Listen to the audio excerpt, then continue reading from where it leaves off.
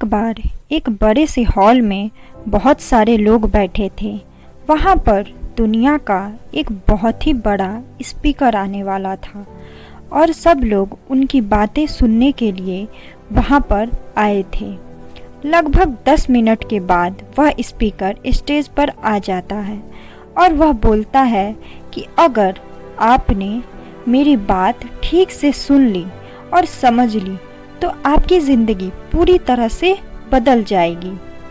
उसके बाद वह अपनी जेब से एक बिल्कुल नया चमकता हुआ 500 रुपये का नोट निकालता है और उसको ऊपर करके सबसे पूछता है कि ये नोट आप में से किसको चाहिए। ये सुनते ही सब लोग अपने अपने हाथ ऊपर कर देते हैं।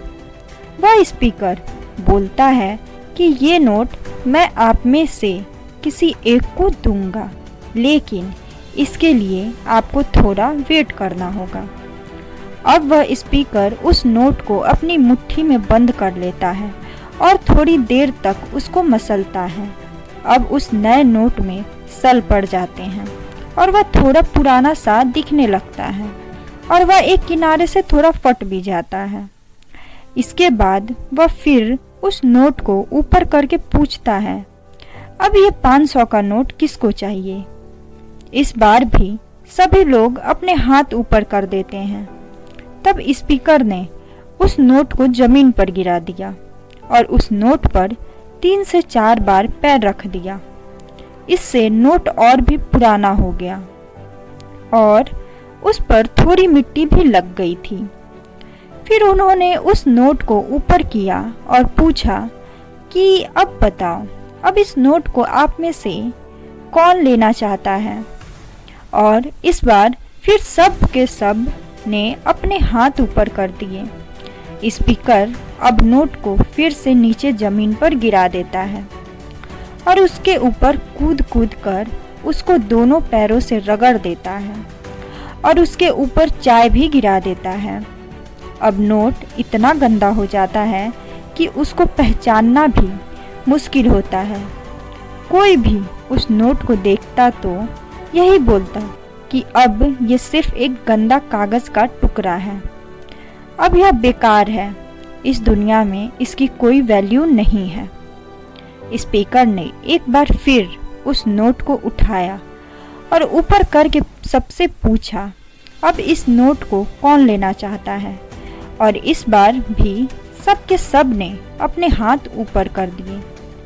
कितना भी गंदा, पुराना, मिट्टी में सना हुआ, चाय का दाग लगा हुआ हो, लेकिन अभी भी वह 500 रुपये का नोट ही था। जिंदगी कई बार बड़े बड़े झटके देती है। आप एग्ज़ाम में फेल हो जाते हो या जॉब के इंटरव्यू के बाद आपका सिलेक्शन नहीं होता। जब आपका बुरा समय चल रहा होता है और आप सिचुएशन का सामना कर रहे होते हैं, उसके बाद आपको लगने लगता है कि आप सफलता के लायक ही नहीं हैं। आपको लगता है कि दूसरे लोग आपसे बेटर हैं और आप किसी काम के नहीं हो, आपकी कोई वैल्यू नहीं है। हमेशा याद रखो, इससे कोई फ़र्क नहीं पड़ता आपने कितनी बार सिचुएशन का सामना किया है। आप ज़िंदगी में कितनी बार फेल हुए हो, आपकी वैल्यू हमेशा वही रहेगी जो पहले थी। आपके पास कुछ खास है जो दूसरों के पास नहीं है और ये कोई भी आपसे छीन नहीं सकता। अब तक सक्सेस नहीं मिलने से आपकी वैल्यू कम नहीं हुई है। आप अभी भी अपने बारे में कितना भी लो फील कर रहे हों, उससे कोई फ़र्क नहीं पड़ता। जो लोग आपको अच्छे से समझते हैं वो लोग आपके वैल्यू को उतना ही मानेंगे जितना पहले मानते थे।